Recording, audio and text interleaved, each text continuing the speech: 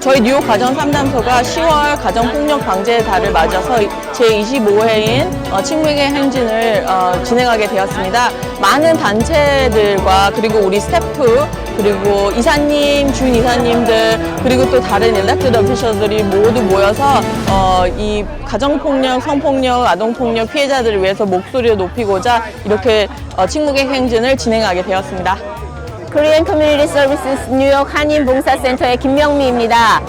Every year 가정상담소 KAFSC는 Domestic Violence Awareness 달에 이렇게 큰 행사를 주최합니다. Domestic Violence는 not only Korean, not only United States. 우리는 Speak up, voice up 해서 이러한 랠리가 있거나 이럴 때 함께 참여하시면 함께 힘을 더 낼 수 있다는 것을 우리가 보여줘야 합니다. 여러분 나오셔서 함께 마취합시다. 마취합시다. 세상이 이상하게 남녀가 서로 존중하면서 살아야 되는데 세상이 각박하면서 이 권력에 의해서 가정 내에서 어떤 위계질서를 세우려고 하면서 폭력들이 빈번하게 발생하고 있습니다. 일단 먼저 남성들이 각성을 해야 되겠지만 이런 캠페인을 통해서 커뮤니티 차원에서 이런 그 남성에 의한 폭력 그런 으로 인해서 가정이 파괴되는 일들이 일어나지 않게끔 우리 모두 최선을 다하기 위해서 이 자리에 왔습니다.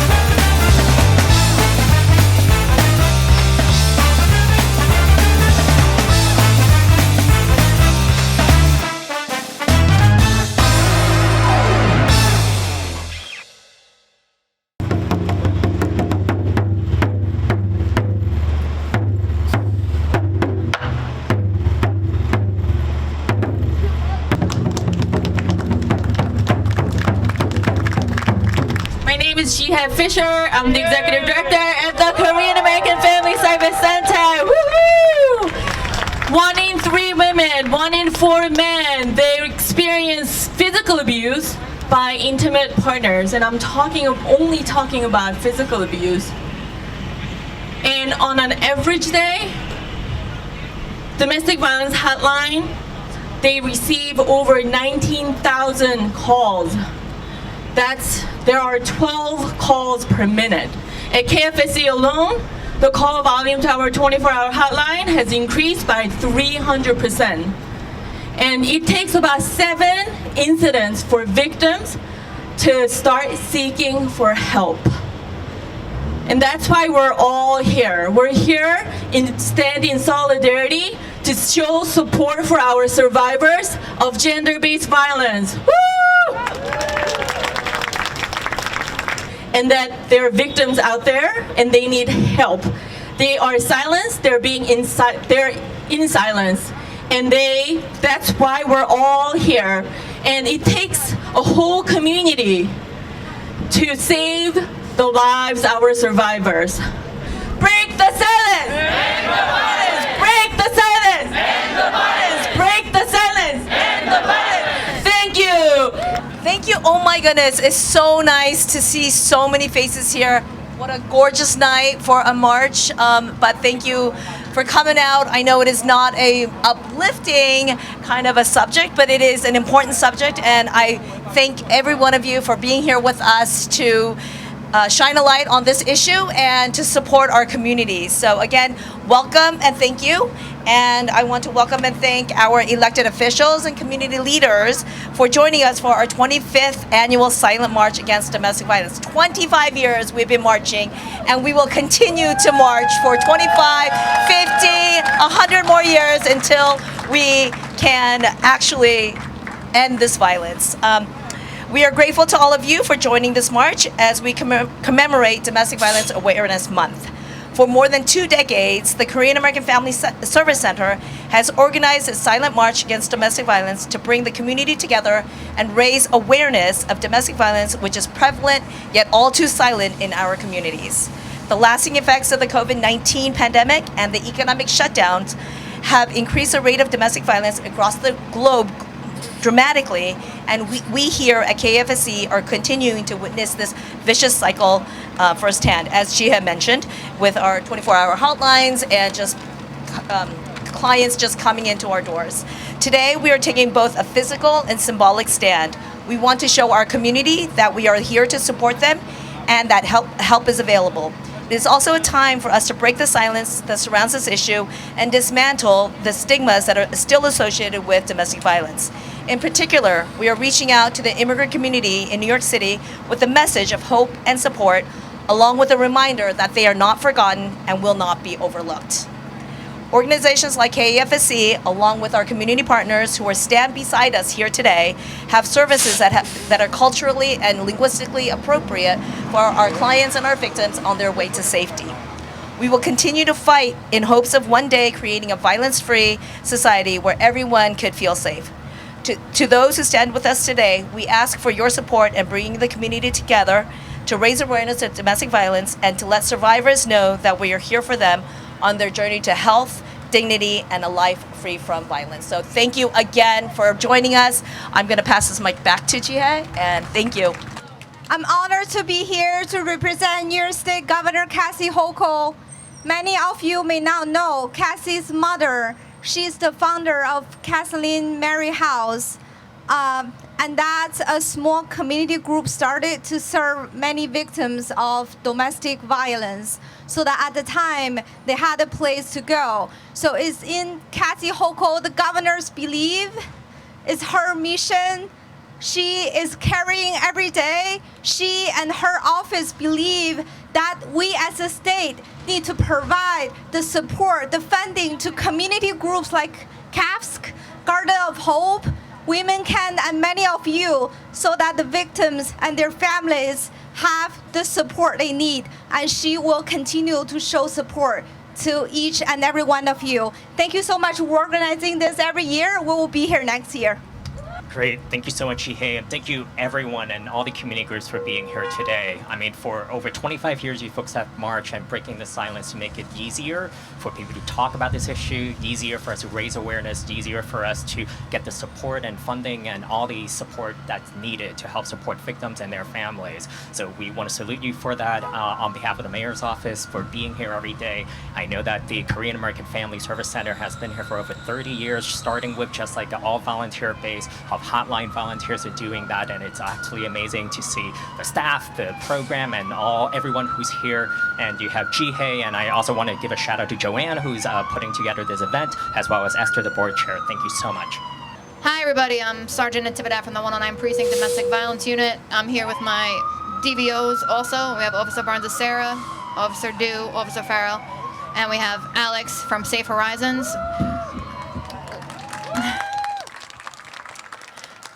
I wrote a little something just so I remembered everything I wanted to say. So I just wanted to thank everyone for being here, obviously, and a special thank you to Joanne Kim for organizing the event.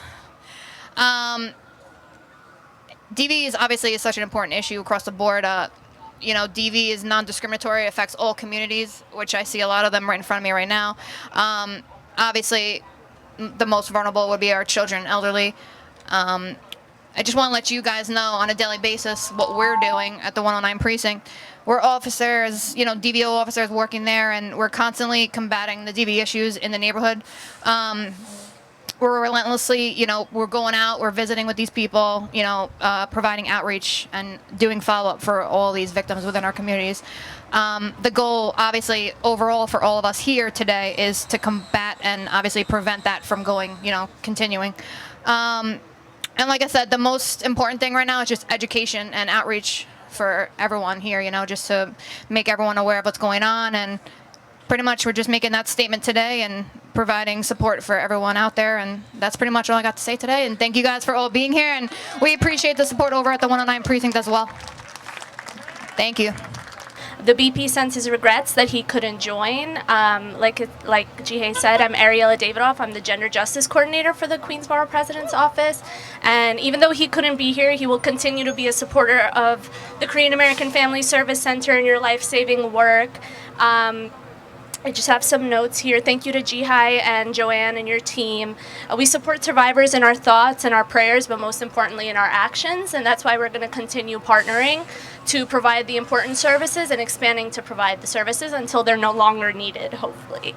And so just a small plug, on October 26th, we will be having a Healthy Relationships Resource Fair. I know that we will have a lot of the community organizations representing there as well. So, excuse me. October 26th, 6 to 8 p.m. at Queensborough Hall. And thank you for everything that you do to support us in this work. And we're always going to be a great partner. Thank you. Who is our amazing on-site partner at the Queens Family Justice Center. On behalf of Commissioner Cecile Noel, we would like to thank each and every one of you, community partners, all of the amazing people that are here to talk about this very important issue. At the Queens Family Justice Center, we see all survivors of domestic and gender-based violence. We have fantastic organization on site, both on site and off site, including Korean American Family Support Center. So anyone can walk in from 9 a.m. to 5 p.m. Monday through Friday.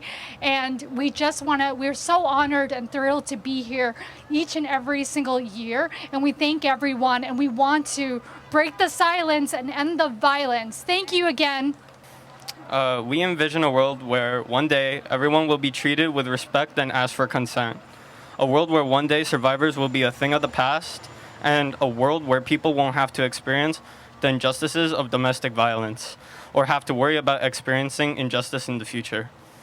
Domestic violence is the use of actions, threats, or other patterns of coercive behavior that can influence another person in an intimate relationship. There are many types of domestic violence, including physical, sexual, emotional, economic, psychological, and technological. A large majority of these incidents are never reported, making the survivors of domestic violence feel very unrepresented. So thus, we must continue to utilize opportunities such as today, which you're all participating in, like this, to raise awareness and speak for those who cannot speak for themselves. Recognizing the signs of abuse instead of ignoring the evidence is the first step to justice. Many victims are manipulated into believing that they have no support and that they are alone. We will show them that no one in this world needs to suffer alone. No matter how long it takes, KFSC will never give up on this vision, and we will work until there are no more victims left behind. In this world that we live in, every 3 seconds, someone is domestically abused. That's 1. That's 2. That's 3. Now imagine if that was your best friend, someone very close to you that you hold very dear to your heart.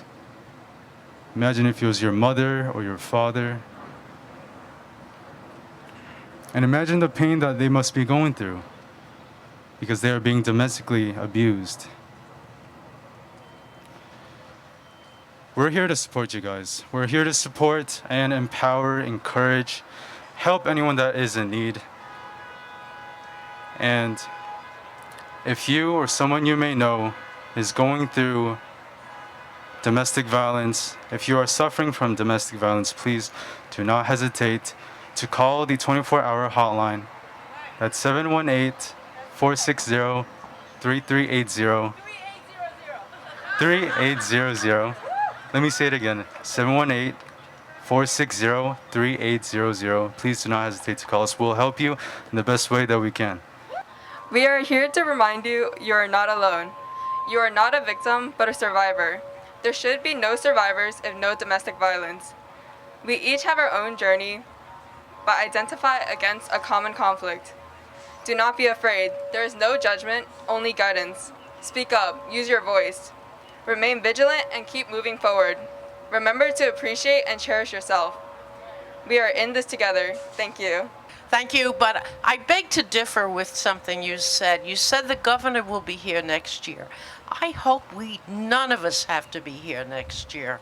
That to me is the objective. we mentioned statistics, but victims are survivors and they're people. And in this precinct, in the 109th precinct, there were 1,239 reported cases of domestic violence last year. And that's reported. How many go unreported, we don't know. But it's by education, and I thank our young people for coming out, because that to me is one of the keys to survival of everybody. So let us continue to end the violence, not only domestic violence, but the violence that's going on throughout the world. It is time to break the silence, and we thank you, everybody here, for breaking the silence. Thank you. Thank you, Jihae. I've been coming to this march since I actually had hair. 25 years. You know, you gotta think about this. 25 years ago, when the Korean American Family Service Center started this silent march through downtown Flushing, domestic violence was not a topic people talked about. In fact, a lot of people, especially in the Asian community, tried to pretend it didn't happen, that it was not a thing. But it was a thing, unfortunately, and it was hurting so many people and even killing people and ruining families, and that cycle of violence perpetuating from generation to generation to generation, because people didn't want to talk about it, because people didn't want to acknowledge that it was happening. It's this march that has put it on the map in our community. I think that we have made a lot of progress. People are not afraid to talk about domestic violence. We have resources, city, state, and federal resources going into organizations, so many of whom are represented here very well today, to provide support to victims, as well as to advocate for better laws to protect victims of domestic violence, and also to spread awareness, especially through our young people. The young people and their speeches are the most important speeches today. They're the ones who are going to break the cycle. So, you know, that's all I have to say. We have a lot of speeches, but I'm just gratified. The most important part of this rally is not the speeches. It's that walk through downtown Flushing where none of us even made a sound, but everybody, because we didn't make any sound, everybody was looking to see what we were, and they saw this sign that says, "Break the silence, end the violence." Thank you, Jihae. Thank you, Joanne, and everybody at KFSC, our board chair, and also Mrs. Kim Kwang-hee, who has been here every single year. She's the founder. Thank you, Mrs. Kim.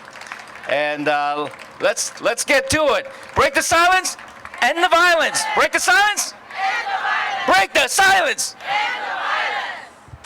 I want to give a big thank you to KFSC, Jihae, and actually to all the service providers who's been helping our survivors of domestic violence, because I used to be an attorney working with them. And let me tell you, it's hard work, it's heartbreaking work, it's also invisible work. So I want to give you guys a big thank you. Thank you for helping us. Thank you for helping our community.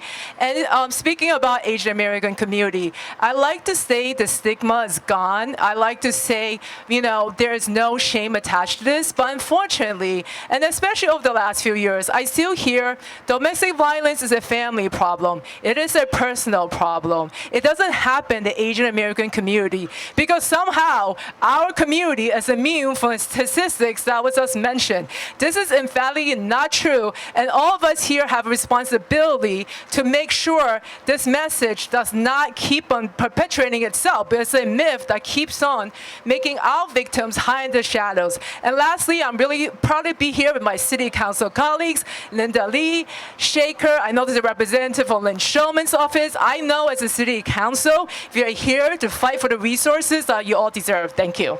Thank you so much, Jihae, and it's so awesome to be here. It's my first time also here in this march, participating on the other side as a city council person, but usually I'm standing over there with KCS, my former nonprofit organization. Woo! But as others have mentioned, I just want to really take a time to shout out all of the groups that are here. We got YWCA, we have Womankind, we have KCS, we have KFSC, we have, who else am I missing? Oh my God, CPC, AAF, Her Justice, Voices Latinas, oh nice, woo! Turning Point, oh great. QCC, CUNY, Queens College, Queensboro Community College, awesome. Garden of Hope, oh how could I miss Christina, Sanctuary for Families. I feel like all of you guys need to get shout outs, and this is like mental checklists for us for funding purposes. Yes, I know. But you know, I mean, you guys are really the ones doing the work on the ground day in and day out. Oh my God, Mink One Center. How could I forget Mink One Center? Day in and day out, you guys are doing all the work. And we are just here as electeds now to help support and uplift all the work you guys are doing by creating, you know, legislation and putting funding behind all these programs in a meaningful way, because we all know that people in our communities don't report, and there's language and cultural barriers, and so for them to even come forward is a battle in and of itself, right? And so we want to thank all of our partners in this, and we just thank you so much. And with that, I will end with, break the silence! End the violence! Woo! Break the silence! End the violence! Break the silence! End the violence! Break the silence! End the violence! Good evening, everyone. My name is Shekhar Krishnan. I'm the council member for Jackson Heights in Elmhurst, Queens. And I see Voces Latina here, too. That's right. I want to thank KFSC, GHAE, and all the organizations here who are doing the work every single day in our communities for organizing this vigil every year that is so meaningful, not just for here in Flushing, but across our Queens communities, across our city. With vigils like these, we send the message loud and clear that we are going to fight to put an end to this violence, that we are creating a safe space for survivors and victims to come forward, to know that there are services and resources available to them to leave abusive situations. And we send the message about two very important things when it comes to domestic and gender-based violence, which is one, it is an issue that connects to every other struggle we face. One of the leading causes, as we all know, of homelessness here in our city is domestic and gender-based violence, and the need to make sure that we are providing safe and dignified housing for those who are fleeing an abusive home or situation. And two, we send the message of the importance of culturally and linguistically accessible services, especially for our Asian American communities, where the issue of domestic violence is so stigmatized that makes it so hard and unsafe for women to come forward and people to come forward. We know across the country, in our South Asian communities, 2 out of every 5 people are victims of domestic violence. We hear and remember the incredibly tragic story of Mandeep Kaur, who took her own life in Richmond Hill just a few months ago because of domestic violence. And if we are and we must end violence in our communities, it begins with vigils and marches like these, with all of the organizations here who come forward and say, we are here to make sure that our immigrant communities know that they have a safe space where they can receive services in their languages that challenge the cultural barriers and stigmas that we must shatter. That is the only way to end this violence across our communities. But it begins with the work that we're doing here. So thank you all to each and every one of you. As Councilmember Ung said before, I'm so proud to be here with Councilmember Ung and Councilmember Lee, and to know that you all have allies in the council and us fighting every single day, especially for our Asian American communities who have never had a voice in city government before. So let's do this work together. Thank you all so much. Thank you for inviting me to be a part of this too. Thank you, GA, and thank you to all members and staff of Korean American Family Services Center. The work you're doing is amazing. Every year I come to this march, I go home with a heavy heart, but also with an overwhelmed sense of energy and support that our community always has and gives to the most vulnerable and those who need the most help. And thank you for bringing us all together to show the solidarity for our support and making sure that people understand we gotta speak up. AAF is a leadership organization working with 70 member agencies across New York City to better the lives of the 1.5 million Pan-Asian Americans in New York City. And we are very proud and happy to stand with you every single year for this march because we need events like this to make sure everybody understands you can't stay silent. You can't turn your eye away. You have to learn how to catch the signs. You have to know how to speak to the survivors and how to give that assistance. And I want to just make sure that we give credit to KFSC for all the work that you've done, especially over the pandemic when people were away, people were hidden, people couldn't come out, and we were facing anti-Asian hate that I can't imagine how difficult your life must have been, but nonetheless, you're always here to support our community members and survivors. So thank you so much, KFSC. My name is Rachel. I'm the director of the Anti-Violence Program at the Arab American Family Support Center, and we're very happy to join you in this march today. So I'm speaking on behalf of our CEO and President, Nancy Bilal. Unfortunately, she couldn't make it today. She sends her apologies. The Arab American Family Support Center is honored to join our community partners as we stand together to reimagine safety in our communities. While domestic and gender-based violence in immigrant communities is too often underreported, under-researched, and underestimated, we know that it is real. As service providers working on the ground to meet survivors in their moment of greatest need, and as community members ourselves navigating cultural stigma and complex gender norms, we have seen firsthand the devastating impact of a system ill-equipped to support those most vulnerable. Like many of our partner organizations, we at the Arab American Family Support Center have responded to a disturbing increase in gender-based violence instances in both volume and intensity. Data from the New York City Mayor's Office to End Gender-Based Violence demonstrates that immigrant clients visit family justice centers more frequently and were more likely to report living in a shelter. At the same time, these clients are less likely to open family court and criminal court cases and less likely to report that the police had been called. In other words, immigrants and refugee survivors require a community-based, culturally responsive, and linguistically accessible avenue towards safety and empowerment that they can trust. It's up to all of us to ensure our community members know their rights and can take steps to actualize their vision of safety and healing. Today we gather to lift up survivors. We call upon all New Yorkers, neighbors, partners, and leaders to do the same. Not just today, not just this month, but always. Thank you so much, Jihye. My name is Mitchell Woo. I'm director of the Chinese American Planning Council, CPC, for our Queens Community Services. And my pronouns are he and him. I am also a son to a single mother household. I'm also a brother to a sister. I'm also a father to two daughters, right? That goes to public school here. And I say these introductions is because for many of us that do this work, it's not just about our titles of what we do, it's also because that's who we are, because we belong in this community.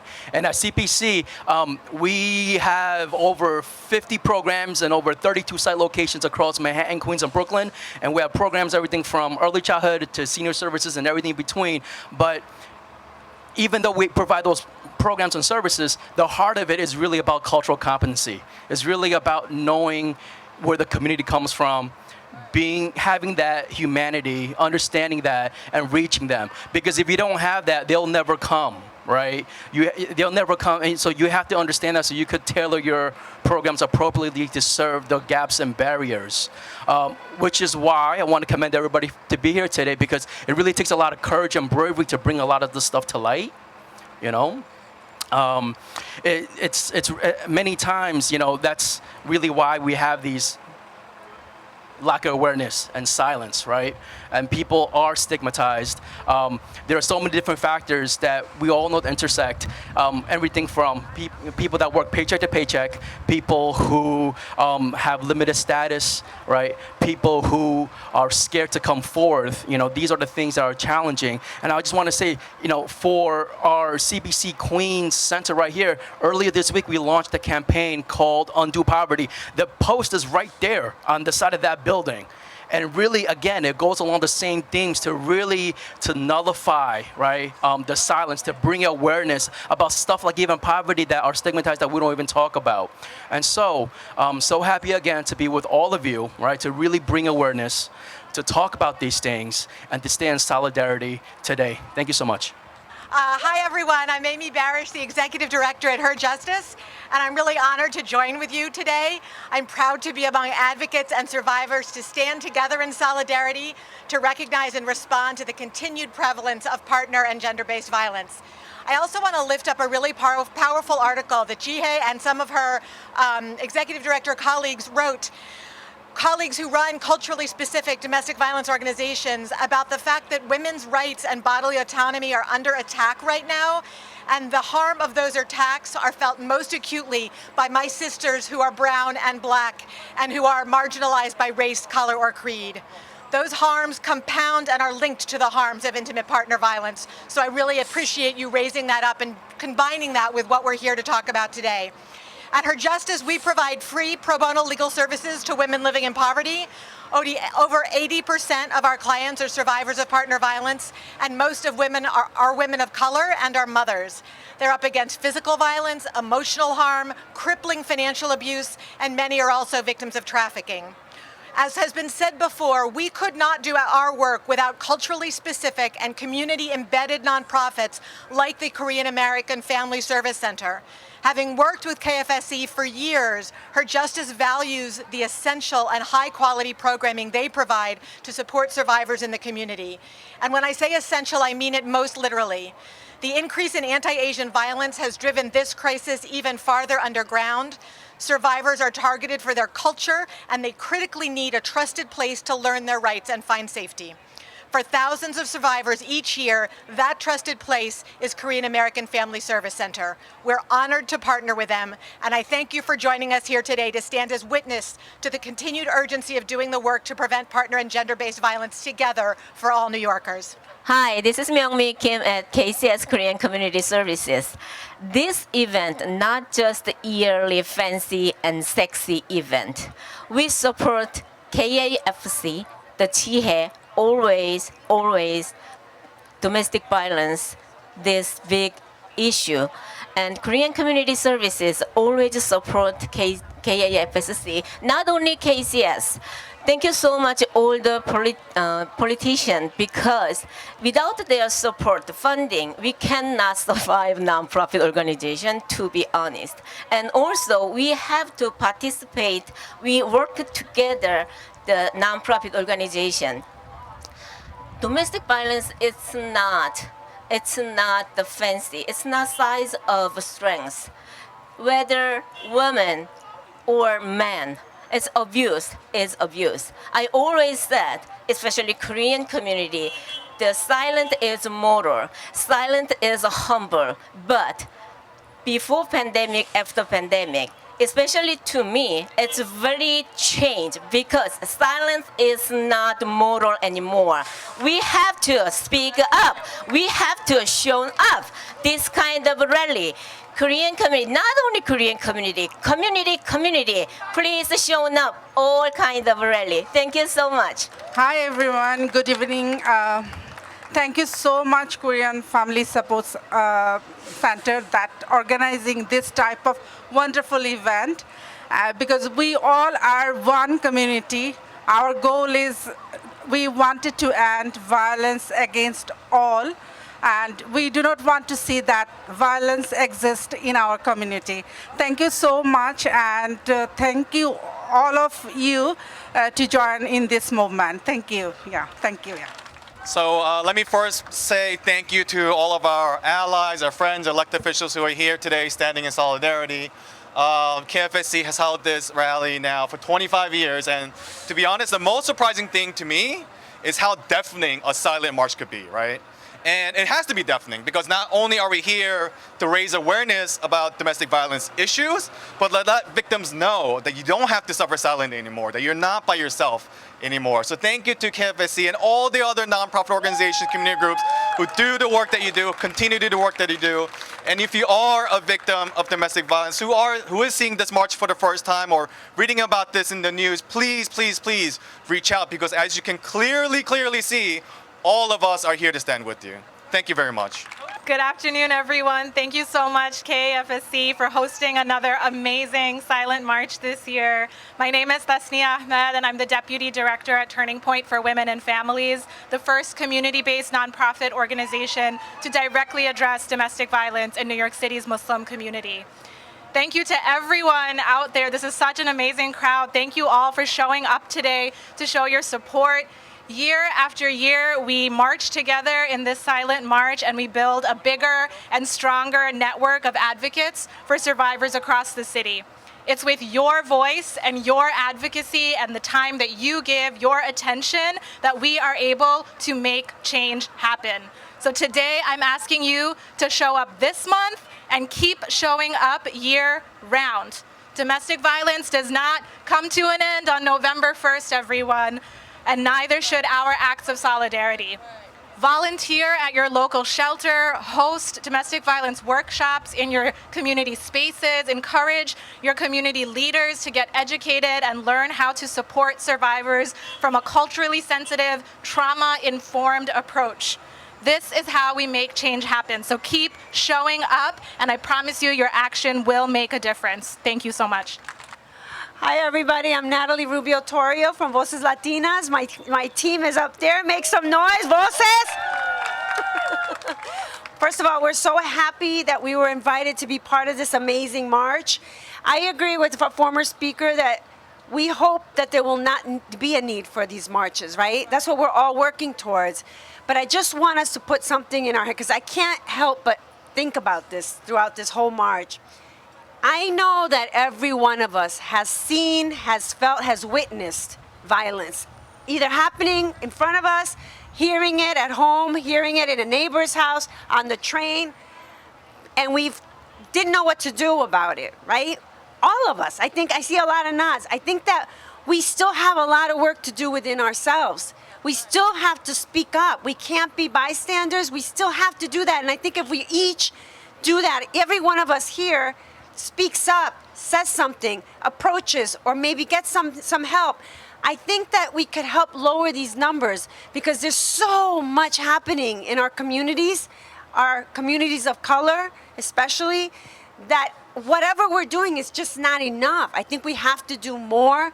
I think we have to speak up more. I think we need more of these marches. I think we have to do more work with the police.